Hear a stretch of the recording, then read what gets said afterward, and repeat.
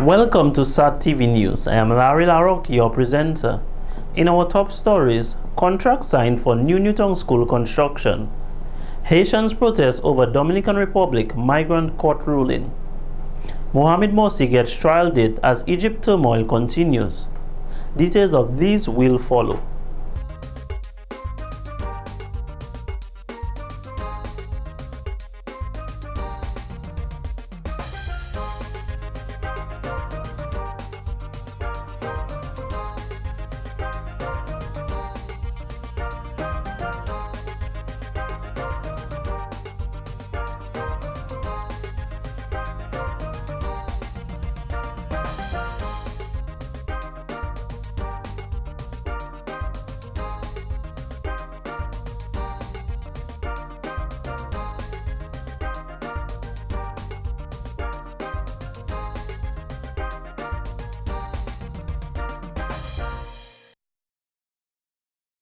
Instead of the backbiting and the gossiping, come along, let we do some nation building. Some nation building. Nation building, let me hear you sing. One flag, one blood, one people, one nation. Whoa.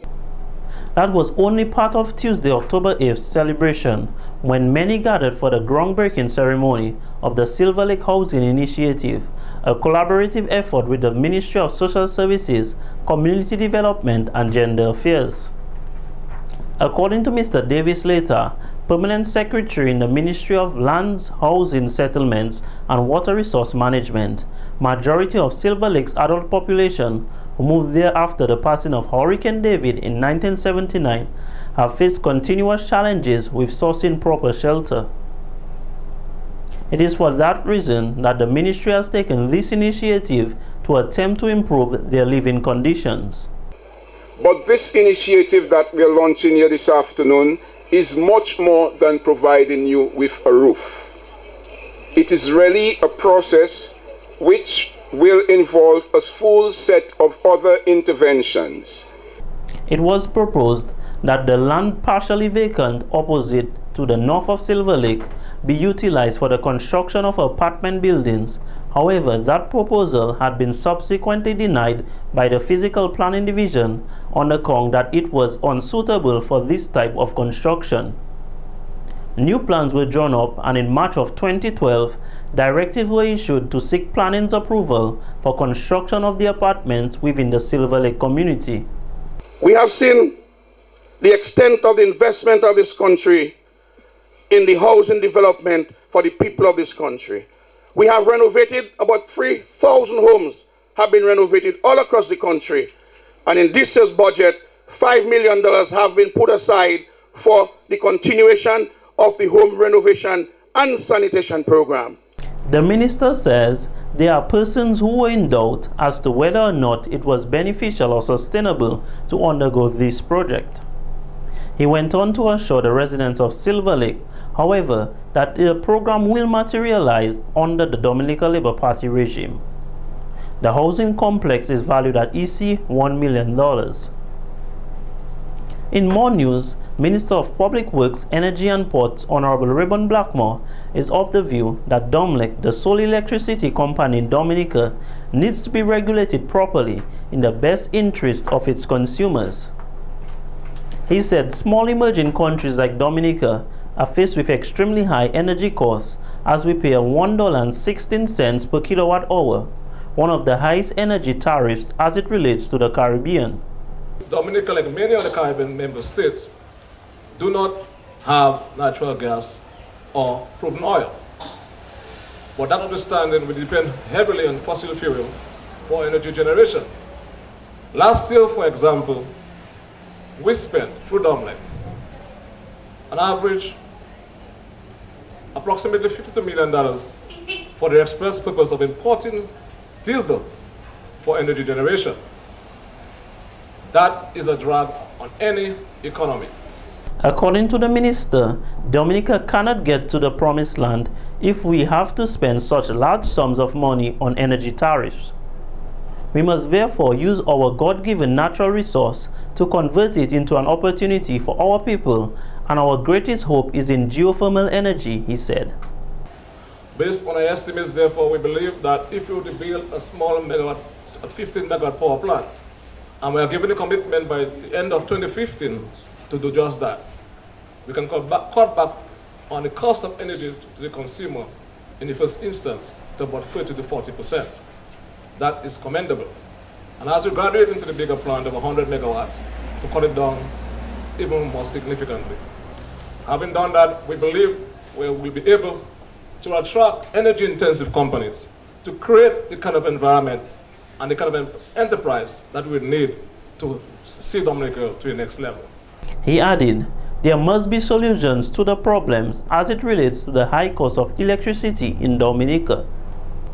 In other stories, a 6-person delegation of public and private sector representatives left Dominica on Tuesday, October 8th to participate in an OECS, Organization of Eastern Caribbean States, Integration Spokespersons Workshop in Grenada.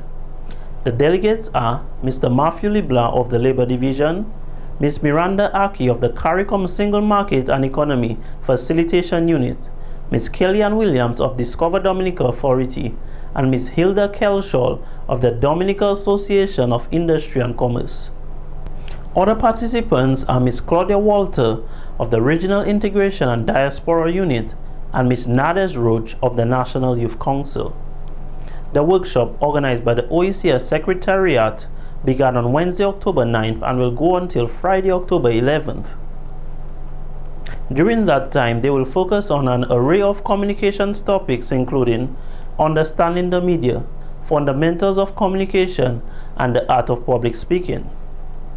His Excellency Felix Gregoire, Ambassador to the OECS and CARICOM, in endorsing Dominica's participation stated, "It is important that we have a cadre of spokespersons capable of articulating the advantages of regional integration in a clear and concise manner. This workshop should prove invaluable in furtherance of this objective. Upon their return, the individuals should be better able to explain the benefits of the OECS Economic Union and regional integration in general." In more news, after numerous speculations on the conditions of the Newtown Primary School, the government of Dominica on Wednesday, October 9th, signed a contract for the construction of the EC $6.37 million infrastructure. The newly constructed building will consist of a sick bay as well as a 3-story reinforced concrete structure with elevators to accommodate the physically challenged. One of the important features of that school is the installation of provisions made for elevators in the school, which will assist in meeting the challenges of our challenged students. That will be the school in Dominica so far with the only elevator in that school. The minister believes that the level of anxiety from the Newtown people have been reduced since the signing of the contract for the school's construction. The Newtown Primary School serves a large catchment area accommodating students from Grand Bay, Scottshead, Newtown, and environs. Honorable Peter Seja, Minister for Education and Human Resource Development, says the objective of the government is to provide quality education to ensure that each child succeeds as a strategy for economic development and poverty alleviation. The contract entails not only the construction of the building, but also the reconstruction of the roadway leading to the school, parking lot, and a hard court. Approximately 300 students and 17 teachers will benefit from this new facility, which should radically transform the delivery of education in this area. The new school is expected to improve student academic performance and will help facilitate the conduct of social, cultural, and community activities. According to the ministers of the Dominica Labour Party, the newly built structures, the Dominica State College and the Newtown Primary School, are all part of the government's accommodation for universal education. In other stories, the second of a series of seminars has taken place at the Waterfront and Allied Workers Union's office located on Hillsborough Street. Mr. Curtis Augustus, Waterfront and Allied Workers Union Secretary-Treasurer, says this occupational health, safety, and security workshop was only made possible through the kind sponsorship of the aid bank, the Dominica Agricultural Development Bank. These seminars are important, he said, as it will enable the membership to develop the capacity of the union to respond to a number of issues confronting workers. You may have heard, and there have been criticisms of the trade union movement in relation to its delivery of services. And therefore those criticisms were leveled at the union for not developing fully the membership, except in the areas of the earning capacity of the members, that is through negotiation, increased wages and increased benefits. So when we decided to develop this project, and we expected that the very institutions and sometimes the employers who would level those criticisms at us, and when we put the project to them so that they could see that we are not looking solely at increasing the cost to them, that they would be willing to assist. According to Mr. Augustus, an educated membership is an asset to the employers' organization in Dominica and could reduce the incidence of conflict and better be able to solve conflicts when they arise. The Occupational Health, Safety and Security Workshop is deemed important as employees need to know their rights in relation to their work environment. We have selected a number of resource persons to address you on that. We have from the Labor Department, in terms of the application of the law, the Employment Safety Act number 9008, and workers must be aware of the provisions of that act. What is in the act that seeks to protect workers? We must know, in terms of the environment in which we work, how ergonomics, our sitting, the lighting, the dust, how does that affect us? And we are going to have from the manufacturing sector, Mr. Bash or his delegate, to speak to us on the question of safety and health in the manufacturing sector. The aim of the workshop, which ends on Thursday, October 10th, is to equip the public with the information to ensure safety measures are being enforced in workplaces. Other topics to be addressed in the series of seminars include, but are not limited to, collective bargaining, mobilization, Caribbean single market and economy, production and productivity. In more stories, at the DFC, Dominica Festival Committee's press conference held on Wednesday, October 9th, representative from Josephine Gabriel and Company Limited, Mr. Gerald George, spoke of independence activities including Friday Duvet and hotspots.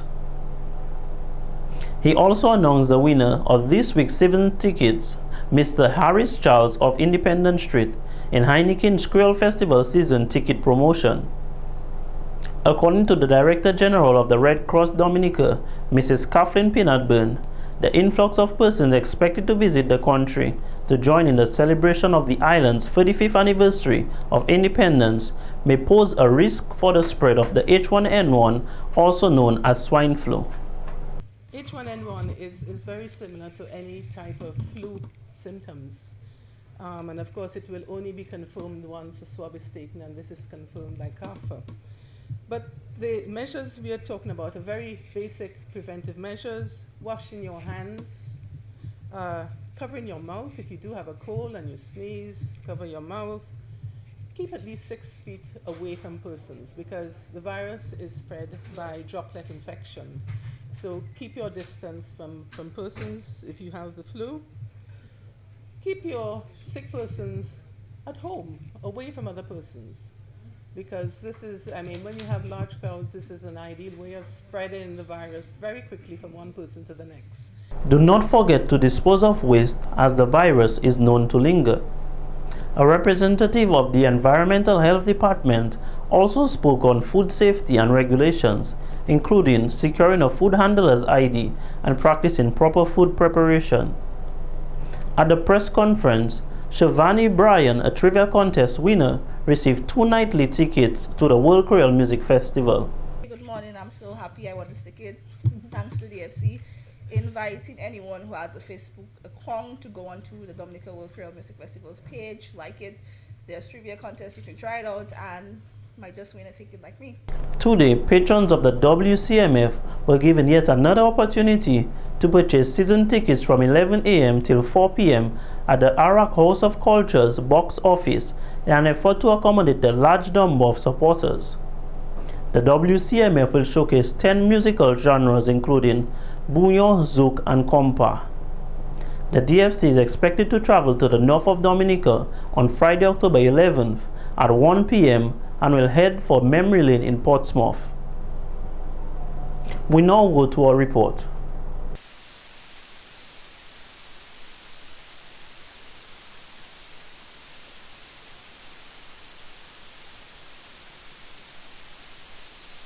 My name is Shari Francis from the Dominica Grammar School, and I'm in the position of Public Relations Officer. Now today here we had a product testing which seeks to ensure how our product works on the students. We test the product on non-JA members to see how it will react to them and how they are comfortable in using the product. Could you inform us on what exactly took place as it relates to Junior Achievement Dominica at the Dominica Grammar School this morning? Okay, so the Junior Achievement club members at the Dominica Grammar School, they were involved in a product testing. This is part of a number of activities that they have been conducting as regards their new idea. They've launched a product that they believe is a solution to proven and a long time problem of teen acne, puberty, pimples, skin problems, and the students believe that they now have a solution to that problem. So today was really part of the testing phase of that product. I think I'm very proud to be part, to have been invited here by the students to basically be a part and see them basically talk about their products and do a very important part of understanding what are the abilities of that product to meet the claims that they have said or they have established, and of course back of market research, part of protecting their consumers. I am very proud of what the work of the students. I also feel that they try to be very objective. They try to be very objective during that process. I noted that they invited students who were not part of the JA program to actually conduct and be part of the testing. And I think that says a lot about the students and their professionalism. They had the product tested by their science teachers to establish the pH, and they're doing a lot to get the Bureau of Standards involved and to try to see basically how they can come out with a final product that is going to meet the quality and the standards of the market, but more importantly, do what it has been intended to do, which is solve the problem or mediate issues of skin problem around teenagers. Now, was this part of some competition? The actual activities here is part of the normal junior achievement curriculum and programming, and that happens throughout the school year. The students will come up with an idea, they will invest in that idea and encourage others to invest in that idea. They will conduct manufacturing, they will make their products, produce whether it's a product or service, and they will try to make a profit, and of course at the end it winds down. One of the opportunities that the students have as part of the junior achievement activity is to take part in a number of local and international competitions, and the Dominica Grammar School would be one of many schools who are vying to be a finalist, one of the semi-finalists, who would basically represent Dominica internationally. So sometime later in October, sometime this month, the students will find out who has been selected by, not me, but Junior Achievement Worldwide to represent Dominica at the international competition. And I think, as you can see here today, the students feel like they have a product that is viable, that meets a need, and they also feel that the product has some sort of innovation and creativity that can meet international demands. So I wish them good luck. I want to take the opportunity to thank the educators who are involved. As you can see, you saw Mrs. Cornelius, who is one of the JA lead teachers, and Sheba Bell, of course, part of this testing process. But you had Mr. OI, who is a science teacher here, who was very involved in helping the kids come up with the actual product.